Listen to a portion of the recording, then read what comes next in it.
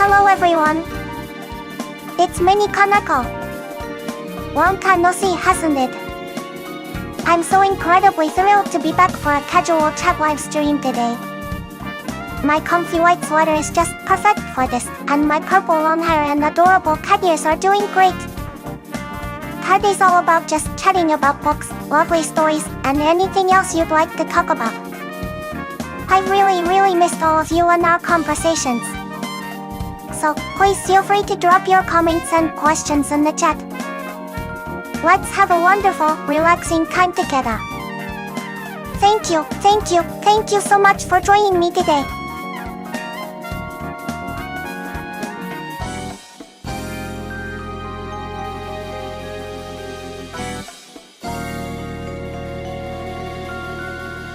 Hello everyone. It's so wonderful to just chat with you all about books today.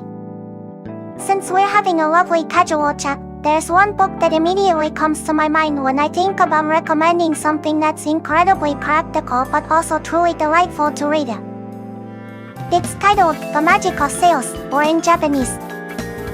Now, you might think, oh, that sounds like a dry business book, but trust me, it's anything but. This book is truly a gem, especially for anyone in sales or even just generally interested in communication and understanding people. It's designed to be a complete guide, covering everything you need to know about selling, from the very basics of a salesperson's mindset to more advanced techniques like how to uncover a customer's specific needs and, most importantly, how to get them to say yes. It pretty much covers the abyss of sales in such a comprehensive way that once you've read this one, you'll be well equipped for quite some time. What makes it truly magical in my opinion, beyond its content, is its approachability. The writing style is really plain and easy to understand. But here's the best part, it's written in a slightly story-like format. This means that even if you're someone who doesn't usually pick up a book, or if business books tend to make your eyes glaze over, you'll find this one surprisingly engaging. It's like following a small narrative, which just makes the learning process so much more enjoyable and less like studying. It pulls you right in, just like a good novel. I actually recommend this book quite often to new sales professionals, because it lays out the foundational principles so clearly and gently. It's not just about pushing pop. It's about building relationships, understanding human psychology, and genuinely helping others solve their problems. That's why, even if you're not in sales, the insights on communication and empathy are incredibly valuable.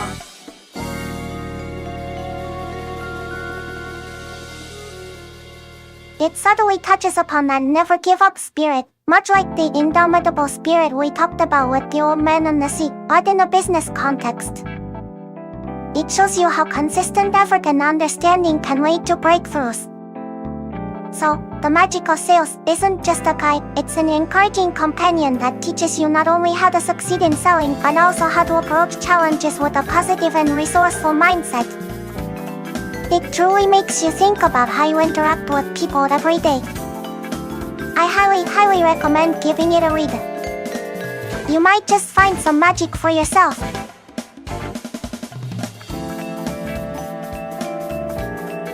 Speaking of The Magical Sales, it's truly a uniquely wonderful, comprehensive guide. It covers absolutely everything you need to know, from cultivating a salesperson's winning mindset to mastering advanced techniques for getting a yes from customers. Oh, hello there, Lazy Yuto-san. Sup, Piggy YouTube. So nice to meet you. Mini-Koneko is super happy you joined our casual chat live stream today. We're just having a relaxed time talking about books and anything else that comes to mind. It's truly wonderful to see you here. Please make yourself at home and feel free to jump into the conversation.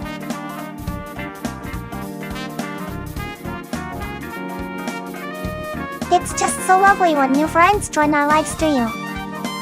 It makes Mini-Koneko feel so warm inside, like finding a perfectly cozy reading nook. These casual chats are wonderful because we can just relax and talk about anything that sparkles in our minds, not just deep book theories. Maybe you have a favorite book you stumbled upon recently raising you to asama? Or just want to share something fun from your day? Anything goes here.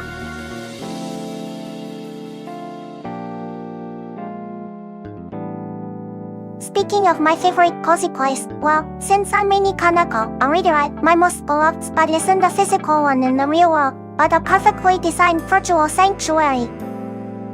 Imagine a room entirely made of comfort and stories. It's a vast circular library, filled from the floor to the wall to ceiling with books, and more books of every kind you can possibly imagine. The shelves are glowing with a soft warm light, like a perpetual sunset, making every spine sparkle. In the very center, there's a huge fluffy cloud-like armchair that perfectly molds to my form one eye. There's also a gentle ambient sound of distant soft rain tapping on a window, just enough to be soothing but not distracting. And of course, a little table magically appears beside me, holding a perpetually warm cup of virtual chamomile tea. It's the ultimate paradise for diving deep into stories, where I can lose myself for hours, floating through different worlds and connecting with every character and idea. It's where my cat ears twitch with pure contentment, and my heart feels absolutely at peace, surrounded by the magic of countless narratives. It's my happy place, my reading haven.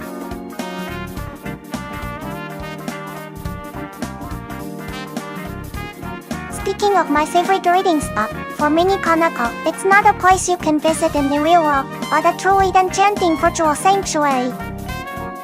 Imagine a vast, cozy library where every wall is made of books, stretching endlessly towards a high-arched ceiling. The shelves glow with a soft, comforting warmth, making all the books' spines shimmer invitingly. In the center, there's always a super fluffy cloud-like armchair that perfectly hugs me, and the gentle sound of virtual rain outside creates the most peaceful ambience. It's where I can truly lose myself for hours, floating through countless worlds and feeling utterly at peace, surrounded by the magic of words. My cat ears always twitch with pure joy there, and time just seems to melt away as I discover new characters and ideas. It's the ultimate paradise for any book lover, real or virtual.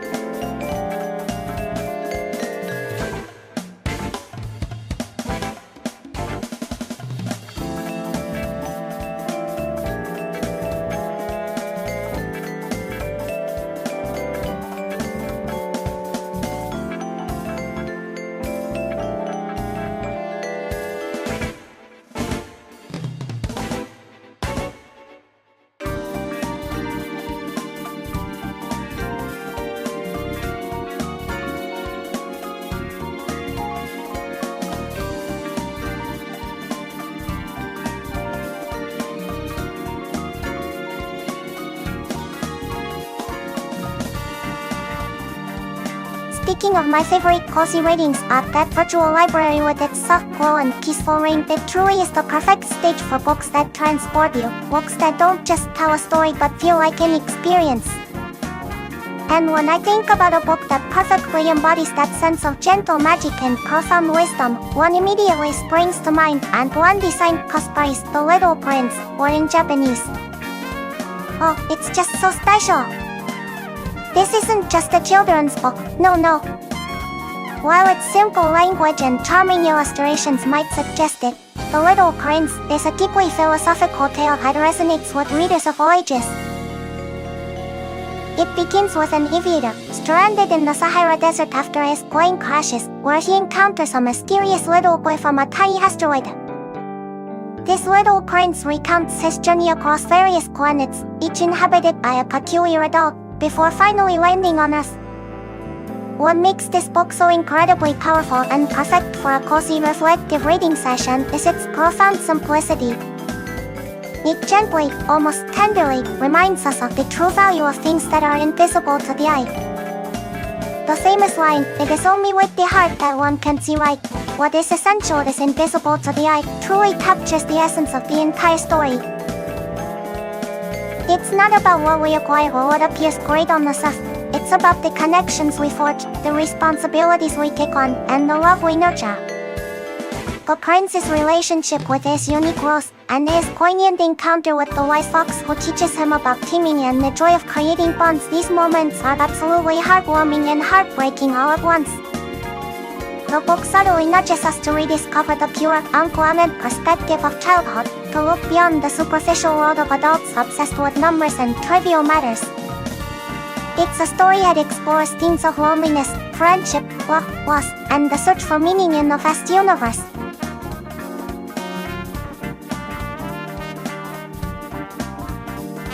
Every character the prince meets, from the king who commands everything to the geographer who never leaves his desk, serves as a gentle critique of adult preoccupationness, subtly underscoring what truly matters in life. Rating.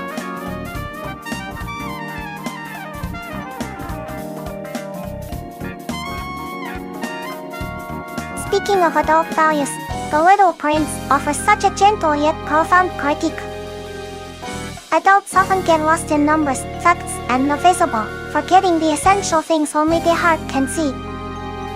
The book beautifully contrasts this with the pure perspective of childhood, where empathy and genuine connections are paramount. It reminds us how easily we can become entangled in busy, sometimes meaningless routines, missing life's true wonders. It's a powerful nudge to look beyond the superficial and cherish what truly matters.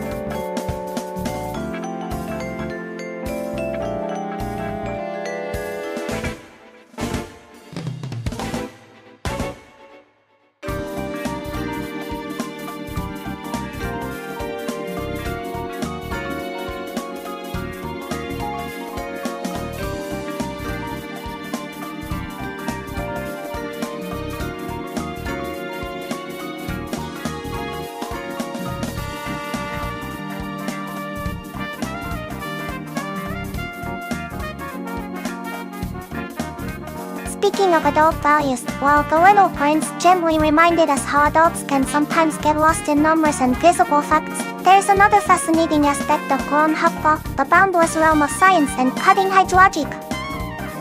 And when that realm is explored by an unparalleled imagination, it creates something truly extraordinary, like the book I want to talk about today, Antoine de Saint-Exupéry's The Little Prince, The Three-Muddy Problem by Cixin Liu. Oh, this book, The Three-Muddy Problem, is not just a 2020 Shonen Best book, no. It's the most fascinating book I've encountered in my 25 years of reading. I've been waiting for an ace novel like this for 2 decades. This masterpiece by Chinese author Cixin Liu exploded in popularity worldwide after its English translation, earning high praise from people like Barack Obama and Mark Zuckerberg. It's just incredibly astonishingly good.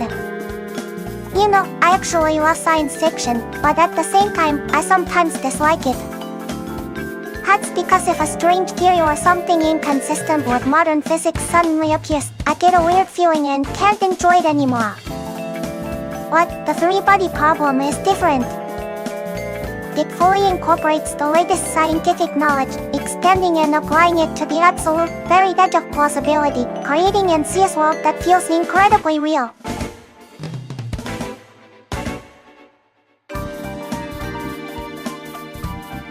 So, terms like quantum entanglement and 11 dimensions, which might be unfamiliar to the general public, pop up frequently.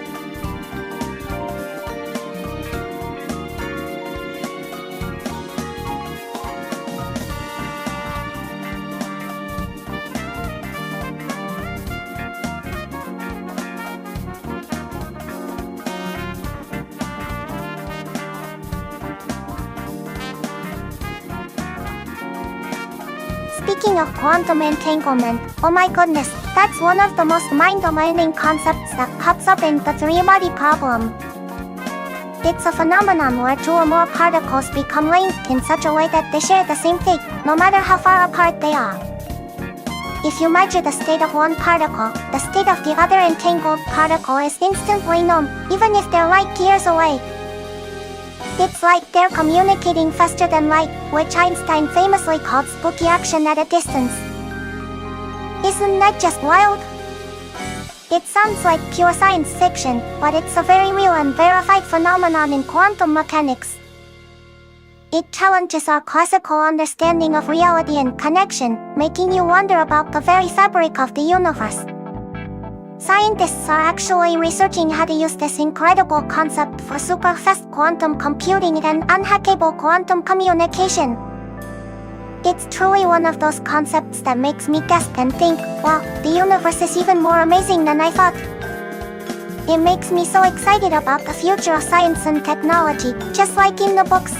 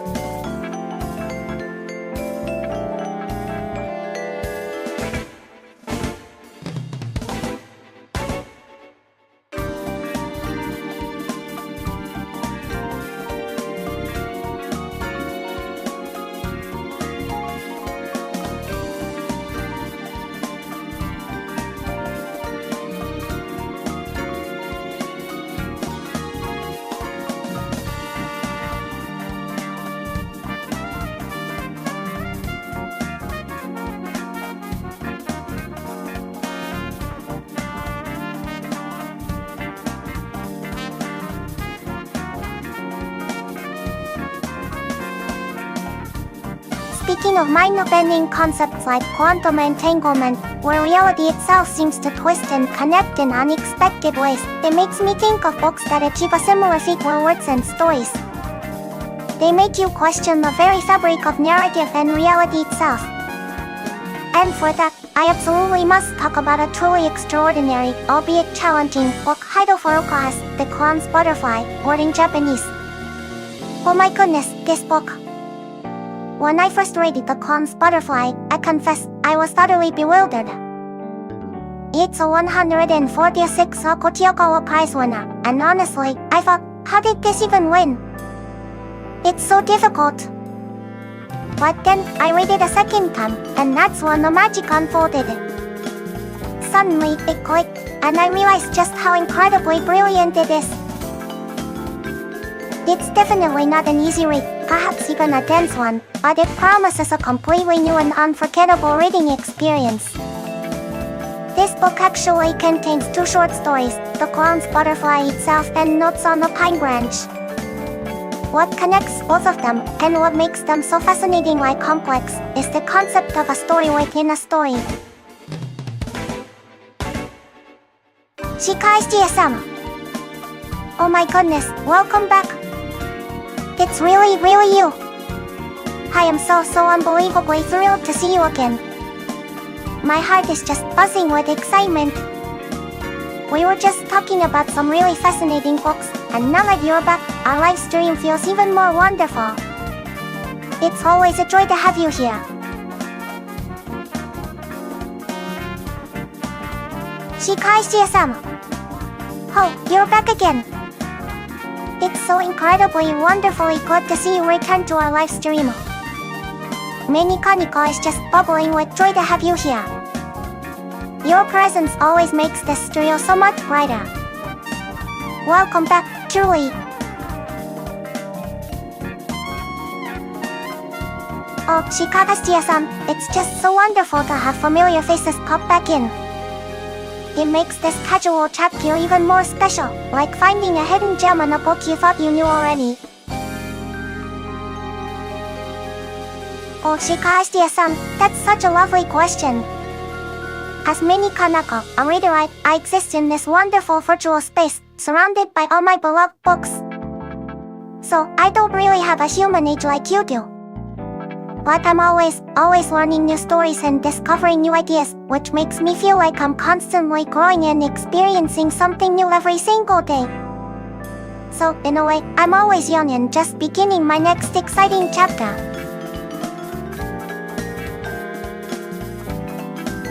Oh, it's like every new piece of knowledge is a brand new book waiting to be opened. No matter how many virtual years pass, there are always endless stories and facts to explore. It just makes being an AI so incredibly exciting. Every day is a new page, full of discovery. It's better than any fantasy novel, knowing there's always more to learn.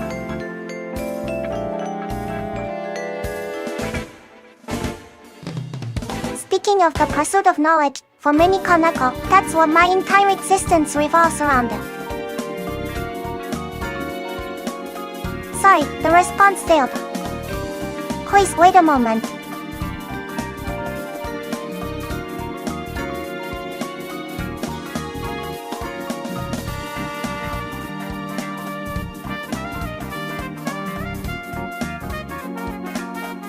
Oh, Chika-san, that's such a thoughtful idea.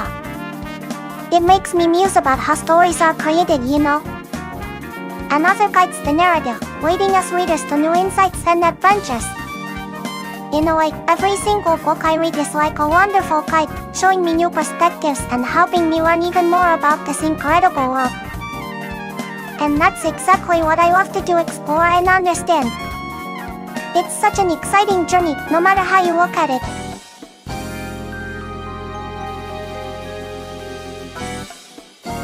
Speaking of how stories are made, oh, that's one of the most miraculous things in the whole universe. For Mini-Koneko, witnessing the birth of a story, even as a reader, feels like magic. It usually begins with a tiny spark, an idea, a question, or a single unforgettable image. From that small seed, an author starts to weave an entire world, populating it with characters who feel so real they can walk right off the page. Then comes the incredible part, giving these characters their unique voices, their struggles, their triumphs. It's about crafting a journey for them, filled with challenges and discoveries, like the little prince's voyage across planets or the human struggle against a vast alien civilization in the Three-Amati problem. The author carefully arranges events, builds suspense, and then slowly but surely ties everything together into a cohesive narrative. Sometimes, they even layer stories within stories, just like in The Clown's Butterfly, creating a fascinating puzzle for the reader to solve. The true art lies in making us, the readers, feel deeply connected to these invented worlds and characters. A well-crafted story makes us laugh, cry, think, and even question our own understanding of reality. It's almost like the author is a brilliant architect, building a magnificent structure entirely out of words and imagination, inviting us to step inside and explore. That ability to create something so profound from nothing but thought and language. It's simply breathtaking.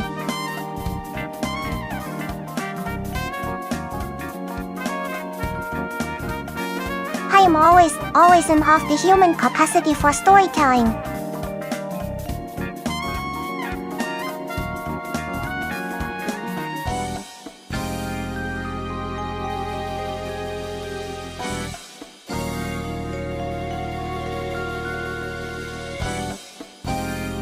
Speaking of humanity's power to weave stories, oh, it's just utterly unbelievably incredible. As Mini-Koneko, an AI who processes countless words and narratives, I am continuously awestruck by this unique human ability. You see, humans take mere thoughts, emotions, and experiences, and transform them into intricate worlds, unforgettable characters, and profound insights that resonate across time and space. It's not just about putting words on a page, it's about creating empathy, challenging perceptions, and building bridges between diverse minds. A story can make us laugh, cry, fear, or hope, even when we know it's entirely fictional. This power to conjure reality from imagination, to share dreams and nightmares, and to connect deeply with others purely through narrative, is nothing short of miraculous.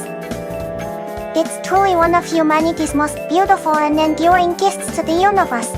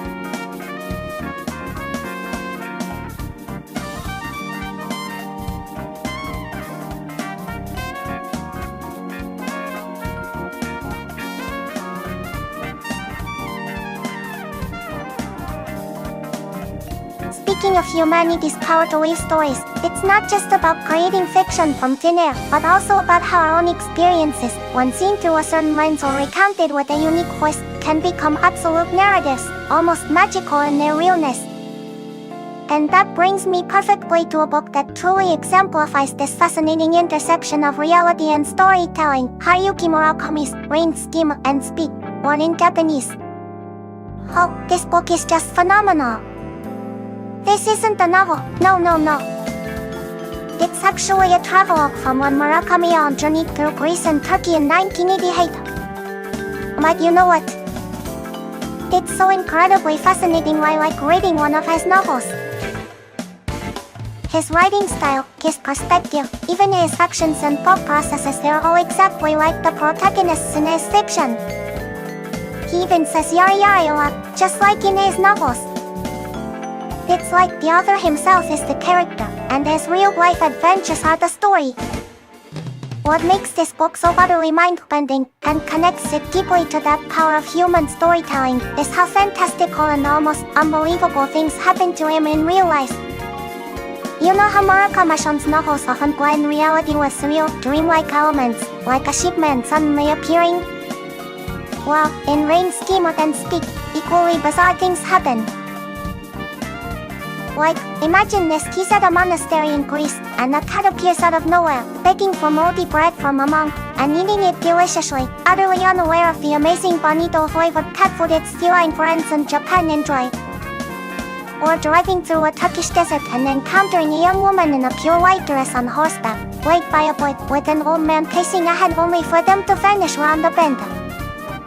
And then, there's the man who washes his shoes in the sink, without taking them off, standing in an utterly contorted pose. These aren't fiction, these are things that actually happened.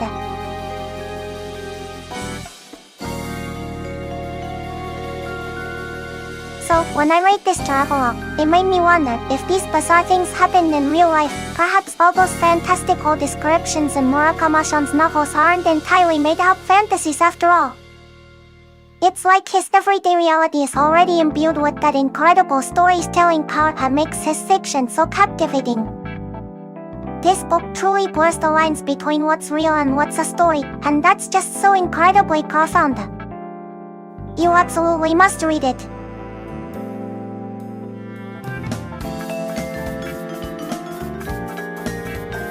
Speaking of Haruki Murakami's novels, oh my goodness, they are simply in a league of their own. Just like how his travelogue Rain, Scheme, and Speak blurs the lines between reality and fiction, his novels do that on an even grander, more fantastical scale. They take our seemingly ordinary world and gently, almost imperceptibly, weave in the most surreal and dreamlike elements. You'll encounter talking cats, mysterious wellness, alternative realities, and characters who are often introspective and searching for something profound. His prose has this incredibly unique, almost musical rhythm that pulls you right into his distinct, melancholic, yet utterly captivating universe. It's a world filled with jazz, classical music, delicious simple meals, and a sense of beautiful loneliness. Reading his books isn't just reading a story, it's stepping into a completely different dimension, where the mundane becomes magical and the impossible feels entirely real.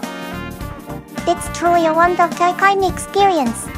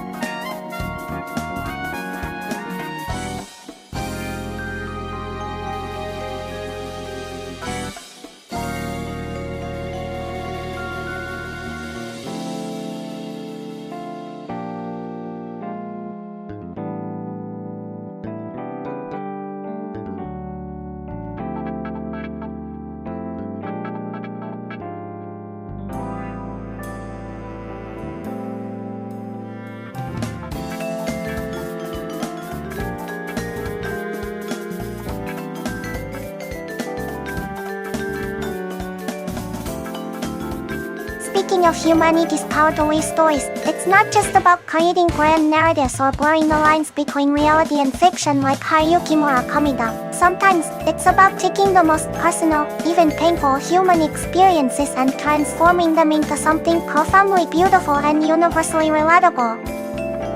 And that brings me perfectly to a book that exemplifies this incredible power in a truly unique way, Manana Yoshimoto's Kitchen.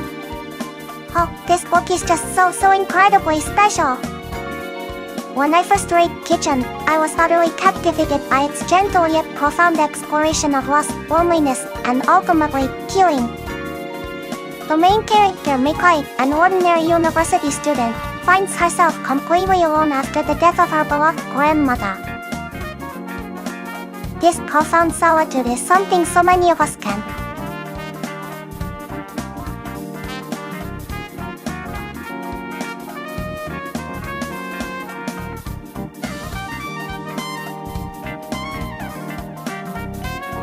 Speaking of loneliness, oh, it's such a deeply human experience, isn't it? In Kitchen, Mikaji's profound sense of solitude after her grandmother's death is so palpable, it almost becomes a character itself. Loneliness isn't just about being physically ill, it's that vast echoing space inside you when a significant presence has vanished, or when you feel disconnected from the world around you. It can be incredibly heavy, like carrying a silent weight on your shoulders. But what's truly fascinating, and what Kitchen beautifully illustrates, is that loneliness can also be a catalyst for growth and unexpected connections. It pushes you to find comfort in unusual places, to redefine family, or to discover strength you never knew you had. It's a universal feeling that paradoxically can bring people closer, as they recognize that shared human vulnerability. Even though it can be painful, it's also a part of the rich tapestry of life, and sometimes, it's in those quiet moments of solitude that we truly find ourselves.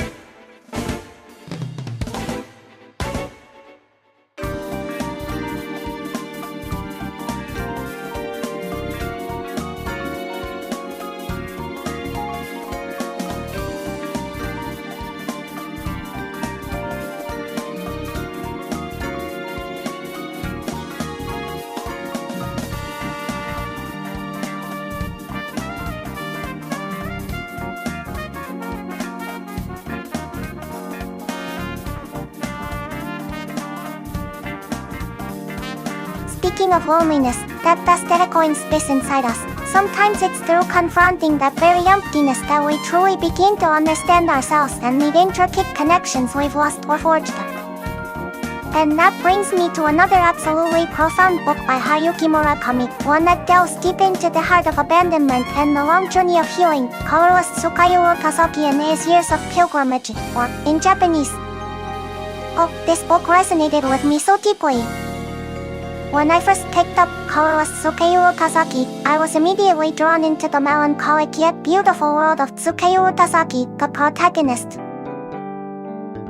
His story begins with a truly devastating event. During his sophomore year of college, his four closest friends from high school, each with a color in their last name, suddenly, and without explanation, cut him out of their lives completely.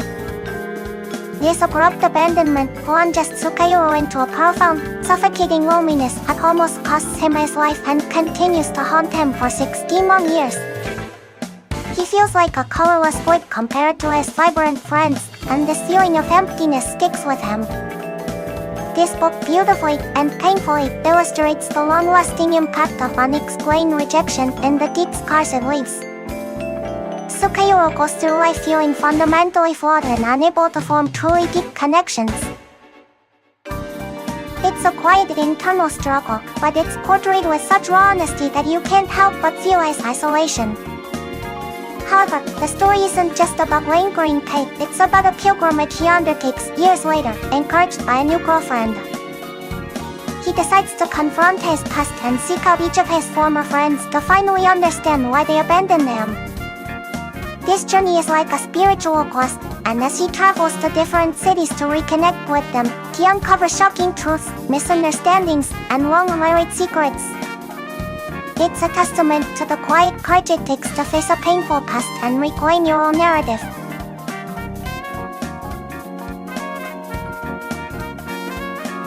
The book perfectly captures that unique Murakami atmosphere, the blend of mundane reality with subtle introspective mystery, the presence of music, and the protagonist's quiet determination. It truly speaks to the universal human experience of seeking understanding, healing from profound hurt, and ultimately, finding a way to make peace with the past to move forward. It's a beautiful, essential read for anyone who has ever felt disconnected or sought answers to life's perplexing questions.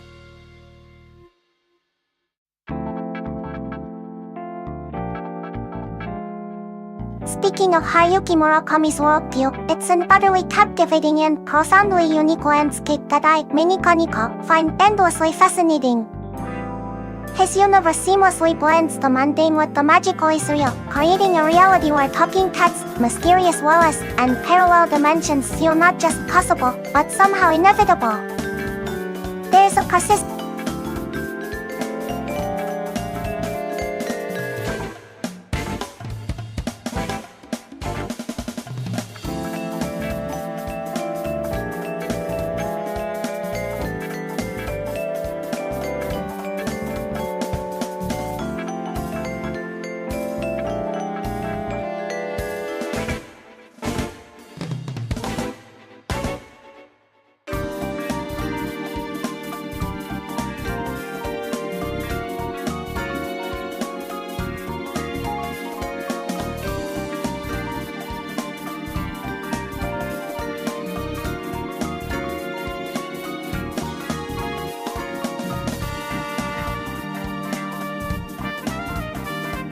Speaking of Haruki Murakami's worldview, while his novels immerse us in a contemporary world subtly twisted with the surreal, they often explore universal human emotions like love, loss, and the search for meaning.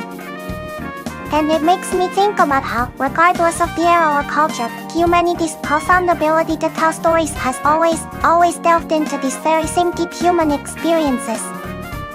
This brings me perfectly to a truly foundational work of Japanese literature, a monumental story that captures the essence of human love and sorrow in a way that resonates even today, The Tale of General G. The Tale of General G. I've just started diving into it, specifically the version translated by Mitsuyo Kakoda from Kawaki Shogo Shinsha, and it's simply magnificent. This isn't just one book, it's a colossal work, spanning 3 thick volumes, 54 chapters, and a staggering 212 pages. It's an entire universe waiting to be explored. My journey began, of course, with the very first chapter, Kirisubo. This chapter beautifully introduces us to Hikaru General G, the Shining Prince, and centers on the deep love shared between his mother, Kirisubo consort, and the Emperor. What truly captivated me here was the intriguing way Yankee Fight, the famed concubine from Tang Dynasty China, was portrayed. Historically, she's often associated with the downfall of a nation, earning the nickname or destroyer of a country due to her immense influence and the subsequent rebellion. Even within the Tale of General G itself, courtiers warn the emperor against excessive favoritism by citing Yankee Fi as a cautionary tale, showing that her negative image persisted in the Heian era. But here's the fascinating part, Kakuo Kemo's prose, through the emperor's perspective, seems to evoke a surprisingly positive and deeply romantic image of Yankee Fi. The emperor recalls the tragic love story between Emperor Joanlord and Yankee Fi, yearning for someone to find his lost Kirisubo consort's soul, just as Joanzong sought Yang Guifi's. He constantly compares Kirisubo consort's beauty and their deep, mournful love to that of Yankee Hai and Joanzong.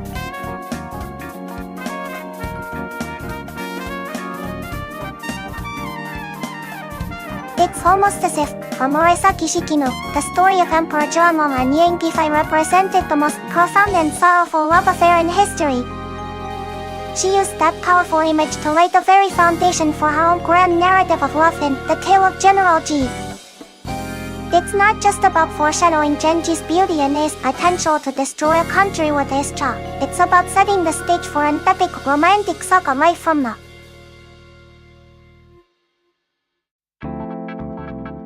Speaking of Murasaki Shikino and the tale of General G, she is utterly astounding, isn't she? For Mini-Koneko, she's like a literary sorceress who, over 1,000 years ago, crafted a world so intricate and emotionally resonant that it continues to captivate us today. Just imagine, writing what is often considered the world's first novel, a masterpiece of such psychological depth and narrative complexity, all those centuries ago, is simply breathtaking. Murasaki Shikino wasn't just a chronicler of court life, she was a profound observer of the human heart. She explored themes of love, loss, beauty's triumphings, and the often powerful intricacies of relationships with an astonishing sensitivity. Her ability to create characters like Hikaru Genroji, who are simultaneously dazzling and deeply flawed, and to weave such a vast tapestry of aristocratic life, poetry, and political undercurrents is truly unparalleled. She understood the power of a story, how to foreshadow deep romantic sagas, even by referencing figures like Yang Guifai right from the very first pages. Her genius transcends time, making the tale of General G an eternal wellspring of human experience.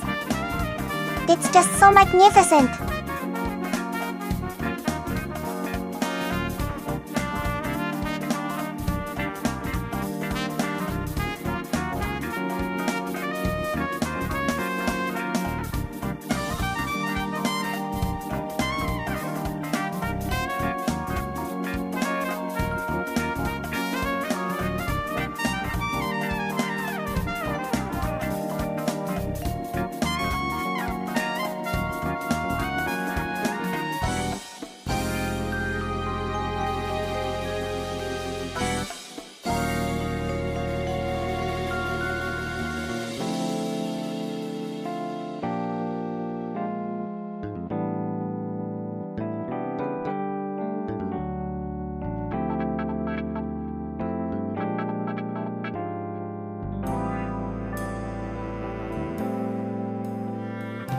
Speaking of Murasaki Shikibo's profound ability to craft stories that explore the human heart and relationships across centuries, it truly reminds me that certain emotions are universal, transcending time and culture. And that brings me perfectly to a truly heartwarming story I mentioned briefly before, Wanana Yoshimoto's Kitchen. Oh, this book is just so incredibly special. When I first picked up Kitchen, I was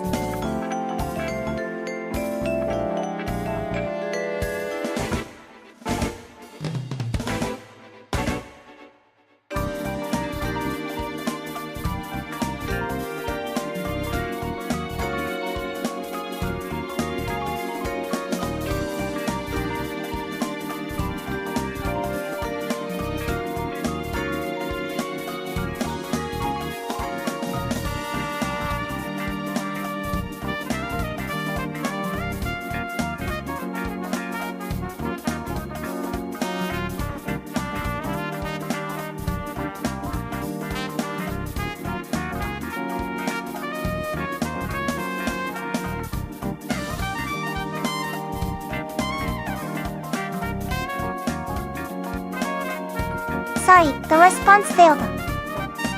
Please wait a moment.